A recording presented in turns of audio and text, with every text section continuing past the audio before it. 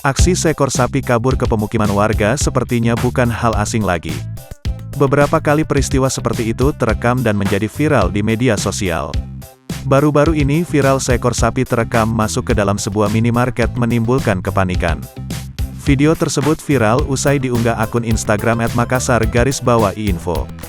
Terlihat sebuah minimarket kedua pintunya terbuka lebar. Terlihat seorang pria yang tengah bersusah payah menarik keluar seekor sapi dari dalam minimarket tersebut.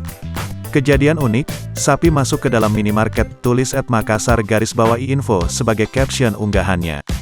Sapi tersebut tampak memberontak ketika ditarik keluar dari dalam minimarket tersebut.